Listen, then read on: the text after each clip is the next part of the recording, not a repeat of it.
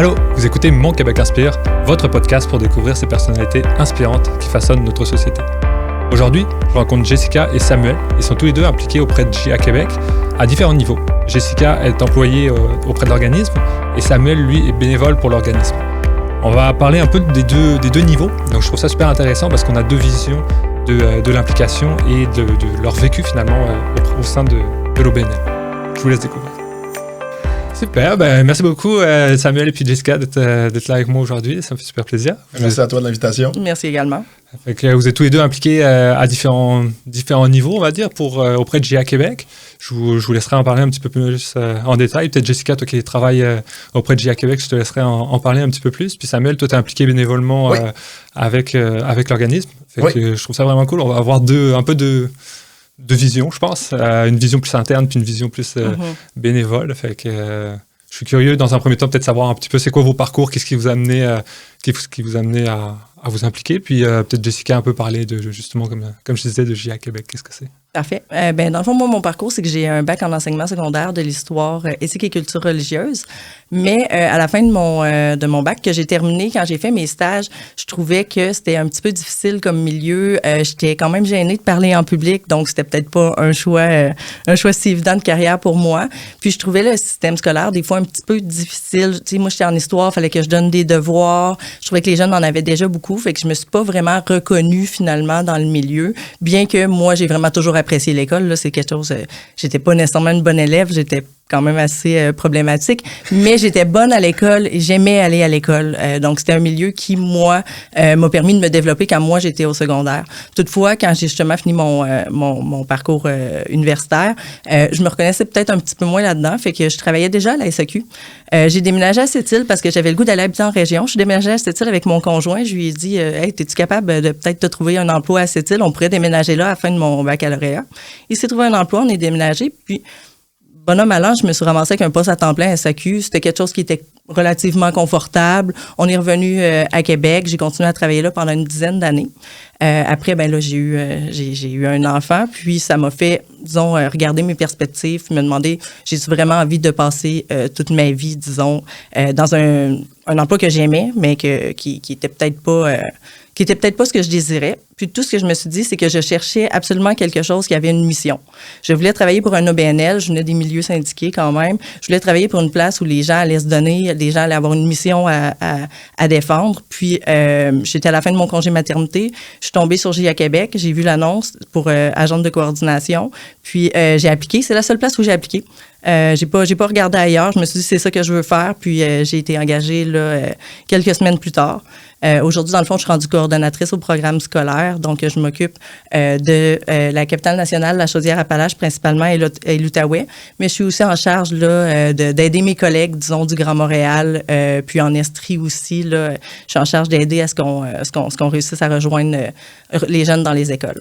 Donc, ça, c'est mon parcours personnel. Pour ce qui est de JIA Québec, en fait, nous, on est un organisme à but non lucratif qui existe quand même depuis 1962 au Québec, mais on est une filiale de JIA Canada qui existe depuis 1955, qui est une filiale, encore une fois, de JIA Worldwide, donc qui a été créée en 1919. Au début, le but de JIA Worldwide, c'était vraiment juste de faire la promotion de l'entrepreneuriat auprès des jeunes, tu sais, dans un contexte qui était différent après la Première Guerre mondiale. Donc, on voulait relancer l'entrepreneuriat auprès des jeunes, mais depuis 1919, puis là, c'est là que ça devient impressionnant, les missions se sont diversifiées. Maintenant, on fait aussi de l'initiation à l'entrepreneuriat, bien sûr, mais on fait aussi de l'initiation à la santé financière, puis on fait de la préparation au marché du travail auprès des jeunes de 10 à 18 ans. Donc, JIA est quand même rendu présent dans plus de 120 pays. 121, en fait, là, pour être plus exact. Ça fait 3 années consécutives que JIA Worldwide est mis en nomination pour le prix Nobel de la paix pour le travail, là. Pour le travail qui est fait en amont auprès des jeunes dans les différents pays. On s'entend que sur 120 pays, c'est pas tous des pays où le climat est aussi calme que le Canada. Donc, il y a vraiment des impacts qui sont non négligeables dans les différents pays. Puis on fait partie des 10 organisations là, ayant le plus d'impact dans le monde. Donc, on est vraiment une très, très grosse organisation, mais évidemment, à JIA Québec, on a... nos programmes, disons, sont spécifiques au Québec, spécifiques au Canada. Donc, ils sont adaptés là, pour notre réalité. Puis donc, pour mener à notre mission, notre mission, en fait, globale, là, ce serait de préparer les jeunes à réussir dans une économie mondialisée. Mais pour réussir cette mission-là, ce qu'on fait, c'est qu'on offre gratuitement aux écoles primaires et secondaires des ateliers sur les 3 sujets dont je vous ai parlé. Donc, on offre gratuitement des ateliers qui sont clés en main, qui viennent avec des diaporamas pour la présentation, des cahiers pour les élèves, des choses comme ça, et qui sont animés par des bénévoles. Et c'est là que Samuel entre en ligne de compte. Nous, dans le fond, on fait affaire avec plusieurs bénévoles, mais de différents milieux. On a des étudiants, par exemple, de l'université, on a des retraités, on a des avocats, on a des spécialistes des finances, on a évidemment des entrepreneurs, mais ça va vraiment dans tous les sens. J'ai des gens qui travaillent pour le gouvernement. Puis cette richesse-là de nos bénévoles fait que les jeunes, quand ils reçoivent un programme de JA Québec, peu importe le sujet, le bénévole va parler un peu de son parcours. Fait que souvent, les jeunes vont recevoir 4-5 bénévoles de JA Québec dans la même année. Fait qu'ils vont voir plein de parcours post-secondaires différents. Fait que c'est ça qui fait notre recherche. Et depuis les tout débuts là, de JA, c'est toujours les bénévoles qui ont animé les séances, qui sont allés auprès des jeunes. Bien sûr, ils sont formés là, préalablement là, par l'équipe de JA Québec. Et puis, on les rencontre avant pour s'assurer du professionnalisme et de la pertinence de ces bénévoles-là. Mais c'est le cœur, je dirais, de JA Québec. C'est ce qui, moi, me motive, c'est la passion des bénévoles, en fait, là, puisqu'ils vont aller transmettre justement aux jeunes. Puis c'est dans cette optique-là, dans le fond, que j'ai rencontré Samuel, qui a voulu s'impliquer comme bénévole auprès de JA, puis qui avait déjà fait nos programmes. Là, je vais te laisser t'introduire à ton tour. Mais là, moi, je savais pas que je travaillais pour une organisation qui va gagner des prix Nobel.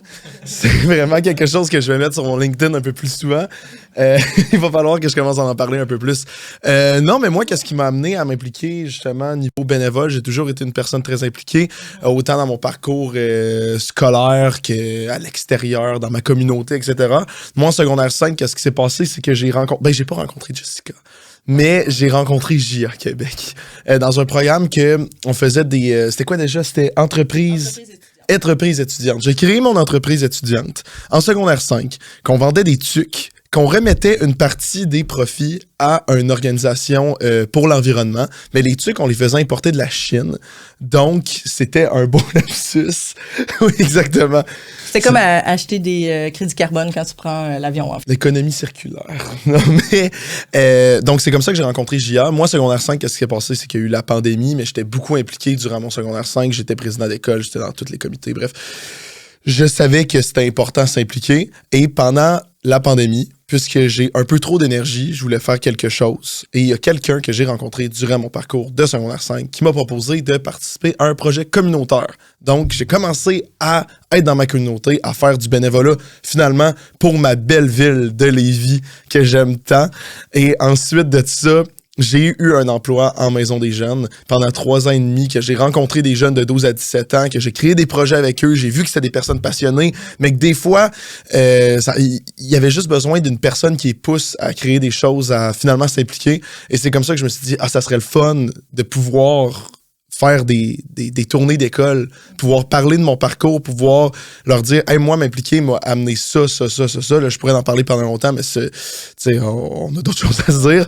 Mais c'est comme ça. En plus, je l'ai rencontré littéralement je cherchais des écoles. Je me disais, il faut que je trouve un moyen de faire des tournées d'école, de faire des conférences. J'en avais fait quelques-unes, mais c'est difficile de rentrer dans le milieu scolaire pour faire des ateliers dans les écoles. Donc, j'ai rencontré Jessica et ça a été ma porte d'entrée dans les écoles. J'ai dit que la mission de JA Québec, c'était de préparer les jeunes à réussir dans une économie mondialisée, mais je pourrais vraiment résumer ce qu'on fait par leur donner la petite poussée.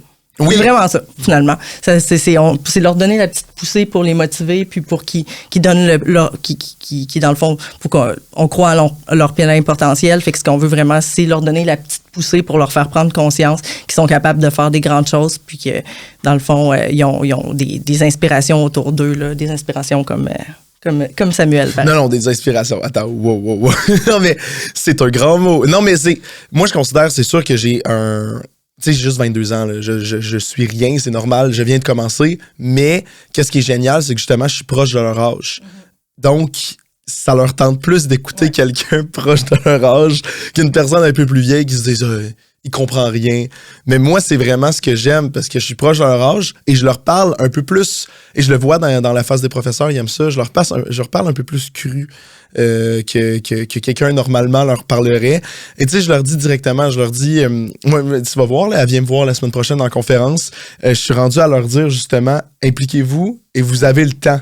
Et là, je suis rendu à leur dire, Je sais là, qu'en ce moment, vous vous dites toutes « Ah, il me connaît pas, il sait pas mon emploi du temps et tout. » Puis je leur dis « Regarde, moi, j'étais à ta place il y a 4 ans, je sais que tu as du temps. Et probablement, j'avais moins de temps que toi et je m'impliquais quand même. Donc, éventuellement, ça les confronte, mais j'ai l'impression que le message passe plus. » Ben, je trouve que vous amenez tous les deux des vraiment bons points. Là. C'est super intéressant dans les deux cas. J'aime beaucoup ce que tu dis, là, qu'on a besoin, Samuel, des modèles. Moi, je pense que dès notre plus jeune âge, on s'en rend pas compte, mais avant tout, c'est nos parents les modèles. Puis après, on évolue de trouver d'autres modèles. Ultimement, je pense que justement, à l'adolescence, on veut, ou autour de 20 ans, on cherche des personnes qui sont... L'avantage que je vois avec ce que toi, tu fais, c'est que les gens, tu sais, quand tu vois quelqu'un, mettons, qui a 20, 30 ans de plus que toi, tu te dis, ben, ouais, OK, moi, je suis pas encore rendu là, fait qu'il a peut-être plus de temps aussi ou ça. Mais quand tu vois quelqu'un qui a à peu près le même âge que toi, tu te dis, OK, mais si lui, il a réussi, ça veut dire que moi aussi, je suis capable. Fait que je trouve ça super intéressant, ce point-là de, tu sais, moi, je pense qu'on a toujours besoin de modèles pour évoluer. Puis, c'est aussi ça, d'ailleurs, l'intérêt du podcast, là. Je vais essayer de montrer des personnes qui ont réussi, puis comment qui en fait ces personnes-là, parce que moi je pense que c'est comme ça qu'on apprend. Là. Puis il n'y a pas de... Tu disais tantôt, t'as 22 ans, puis pour le moment, t'es comme... t'es personne, je sais pas si tu l'as dit exactement comme ça, mais moi je trouve que au contraire, si t'as réussi à cet âge-là à en arriver déjà là, il y a plein de jeunes qui en sont pas là. Il y en a qui aimeraient se rendre là aussi. Fait que, puis il y en a même qui ont 40, 50 ou plus et qui sont jamais rendus là et qui aimeraient aussi. Des fois, certaines personnes osent pas faire le premier pas. Donc moi, je pense qu'il faut pas... négliger des petits, même si des petits impacts ou des... Je vais renchérir dans ce que tu dis parce que tu peux pas dire des choses comme ça, Samuel, parce que nous... C'est un podcast pour me remonter mon estime de soi. Non, mais nous, ce qu'on veut montrer aux jeunes qui sont plus jeunes que toi, c'est que déjà, ils ont accompli des choses, déjà, ils ont des compétences. Exactement. Déjà, malgré juste d'être dans un sport d'équipe, ça t'a appris des choses, ça t'a appris la communication, la collaboration. Fait que j'imagine qu'avec ton parcours, ce que tu viens de dire est pas adéquat, c'est pas vrai. Puis, c'est le contraire qu'on veut montrer aux jeunes, c'est qu'ils ont déjà de quoi, ils ont déjà de quoi en eux, même s'ils ont 16 ans, même s'ils ont 14 ans. Puis, tu sais, on parle d'inspiration. Oui, j'ai Samuel, c'est un de mes plus jeunes quand même bénévoles. Au début, j'étais comme je me posais... je pense que t'es le plus jeune. Donc, au début, j'étais un peu réticente à l'envoyer au secondaire, justement. Puis là, finalement, j'ai décidé d'y faire confiance. Ça a super bien fonctionné, mais au début... Mais c'est quand même mon bénévole le plus exubérant, on va le dire comme ça. Fait qu'il peut y avoir des jeunes qui vont pas nécessairement s'identifier, justement, à ton énergie, à Samuel, puis qui vont s'identifier à mon bénévole qui est retraité parce qu'eux sont déjà plus sérieux, des choses comme ça. Fait que c'est l'avantage d'avoir une panoplie de bénévoles différents. Mais oui, j'avoue que c'est rare que j'ai des commentaires négatifs après les conférences de Samuel qui sont toujours très populaires. Il y a des... Mais c'est tout le temps de surprise. Parce que je pense, la moitié des conférences que j'ai faites, je l'ai appelé après et j'ai dit, c'est pas que t'as des mauvais commentaires. Ouais. Non, puis même ceux dans lesquels souvent tu vas être les moins confiants, c'est eux que j'ai les meilleurs commentaires. Puis je pense que tu as quand même changé ta manière d'aborder aussi. Tu es un peu plus... Ben, pas que tu n'étais pas professionnel, mais tu mets plus une distance, je pense, avec les jeunes. Tu as plus... t'as pas modifié ton discours, mais là, tu vas plus sur l'implication scolaire, etc. Puis ça a l'air de vraiment très bien fonctionner. Ben là, je dirais que la nouvelle conférence, puisqu'il y a souvent... Ben en fait, il y a plusieurs conférences données par JA Québec. Il y a plusieurs ateliers. Au départ, moi, j'en donnais une qui était sur le réseautage, qui était plus sur la découverte soi-même. Quelque chose dans ce style-là. L'année dernière, sur le réseautage, dans le fond, c'est en préparation au marché du travail. C'est un programme qui s'appelle Économie pour le succès. Oui. On fait une partie qui s'appelle Stratégie pour le succès, dans laquelle on va parler aux jeunes de réseautage, on va parler de techniques d'entrevue, on va parler de comment se vendre. Tu sais, je vais pas dire je passe ma fin de semaine dans mon sous-sol à gamer, mais je peux dire je suis observateur, je réagis rapidement dans des situations stressantes. Bref, qu'on leur apprend comment des stratégies pour le succès comme le mentorat, etc. Oui. Dans lequel je pense que tu étais très bon parce que les réponses des enseignants étaient vraiment positives. Mais on a un programme qui s'appelle Monde de choix, dans lequel on va vraiment présenter des parcours de personnes, dans lequel le sujet est un petit peu plus libre. Il va aller parler justement d'implication scolaire. Puis je pense qu'à l'âge mais plus que d'implication scolaire, d'implication en général. C'est ça, ouais. Exact, d'implication en général. Puis ça, je pense que là, pour des jeunes de secondaire 4, secondaire 5, même secondaire 3, ça peut avoir un impact non négligeable sur le parcours de certains jeunes. C'est une conférence d'une heure et quart, mais moi, je pense que ça peut amener les jeunes à aller vraiment, vraiment plus loin. Oui, sincèrement, c'est la première conférence que je suis sorti de l'école. Je l'ai faite pour la première fois il y a 2 semaines, en fait. littéralement. Ouais, sur l'implication.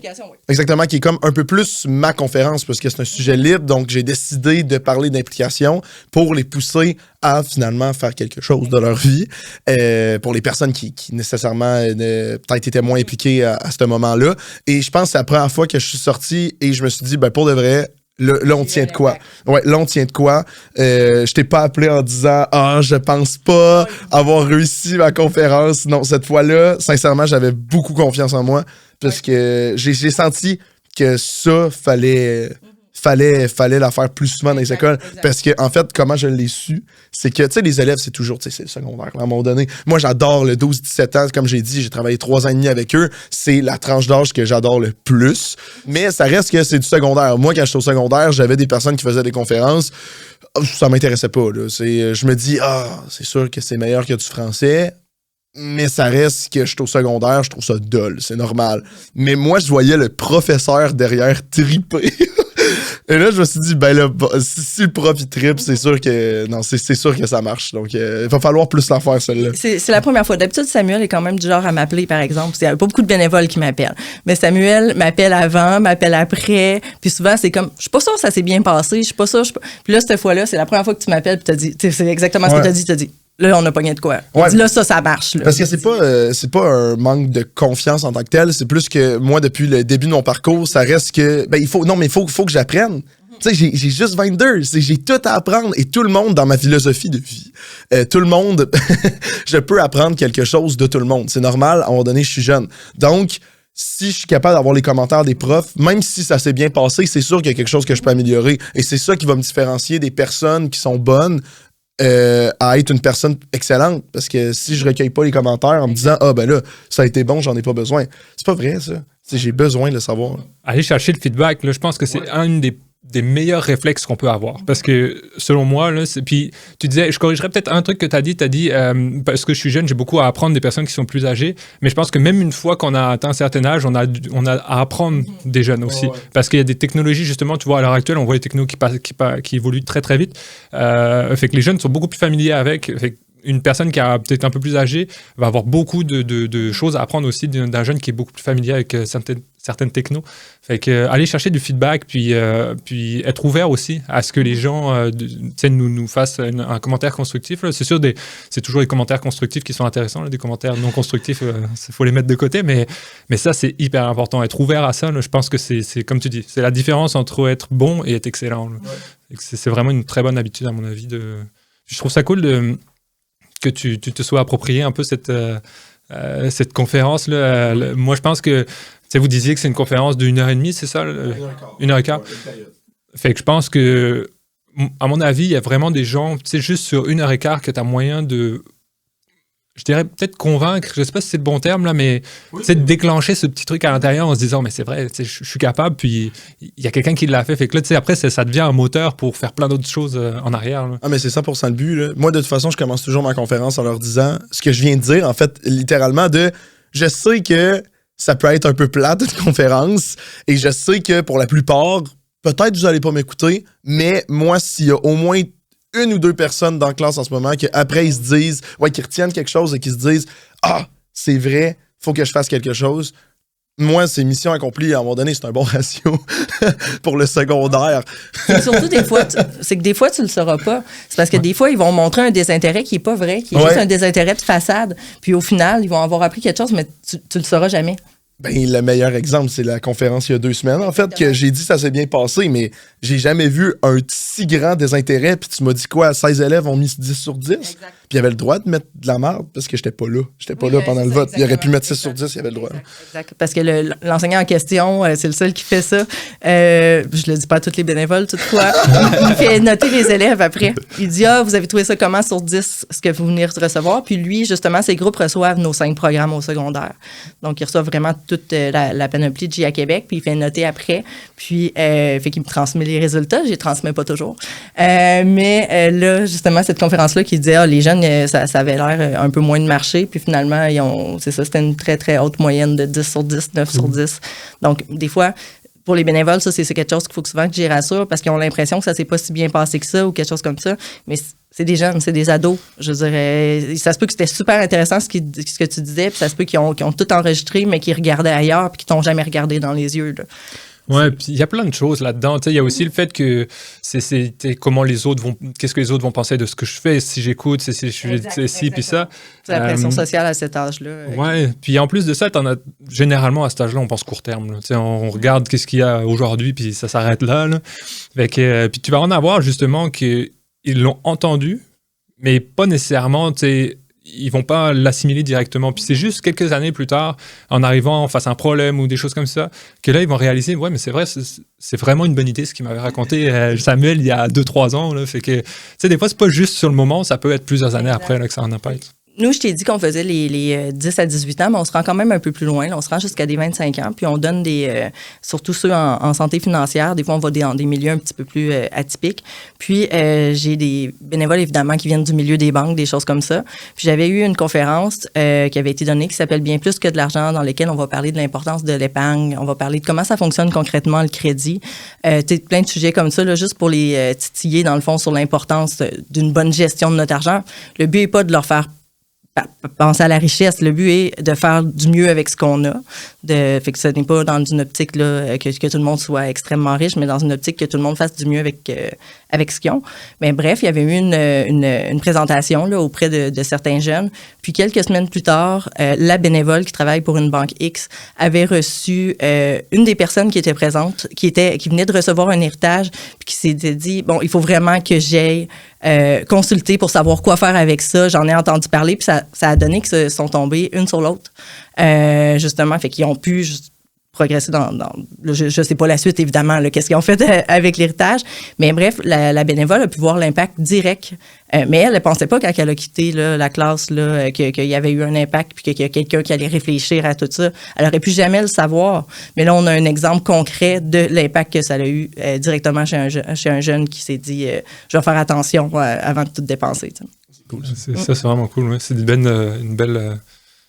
un bel exemple, justement, de que ça... On le sait pas que ça a un impact, mais ça en a un. Même si, sur une classe de 30, s'il y a un jeune qui retient une phrase de ce que tu as dit, si ça motive un jeune, si dans une situation difficile, il va retenir une phrase de ce que tu as dit, si en finance, justement, avant de prendre sa carte de crédit pour s'acheter... mes exemples sont tout le temps vraiment poches, parce que je suis pas technologique. Je vais dire un PlayStation. Je sais pas si ça existe ça encore. Oui, ça existe encore. C'est cool. Est-ce que c'est populaire? J'ai aucune idée. Moi, je game pas. Oui, le monde continue à jouer là-dessus. Si avant d'acheter un Xbox à crédit, il se dit, hey, c'est vrai, elle m'a dit que ma carte de crédit, si je paye 22% dessus, ça va me coûter tant mon Xbox si je le rembourse pas tout de suite. Cet impact-là, on ne le saura pas, mais ça va être un impact non négligeable sur juste une personne. Moi, je trouve que ça vaut la peine de se déplacer puis de faire tous les efforts qu'on fait pour juste une personne qui peut retenir juste une phrase dans une séance d'1 heure et quart. Ah, puis les jeunes, ils parlent entre eux. Hein, je veux dire, s'il y en a un qui a compris ou assimilé l'information directement puis ça a eu un impact, tu sais jamais jusqu'où ça peut se rendre. Exact. Fait que, c'est des groupes d'amis qui, généralement, ont des pensées qui sont assez similaires. Fait que c'est de l'information se partage vite. Exact. Je pense que, Puis on le saura pas. C'est ça qu'il faut savoir, on le saura pas, mais ça a toujours un impact. Il y a toujours quelqu'un qui t'a écouté. Il y a tout le temps quelque chose que quelqu'un va retenir dans tous les sujets qu'on aborde là, chez JA Québec, puis dans tout ce que tu abordes dans tes conférences. Là. Exactement. Merci d'avoir écouté cette première partie de l'épisode avec Jessica et Samuel. Ils nous ont parlé un peu de leur parcours puisqu'il les a menés à s'impliquer auprès de JA Québec. Dans la deuxième partie, ils nous parlent des défis qu'ils ont rencontrés soit auprès de JA Québec ou plus largement dans leur vie.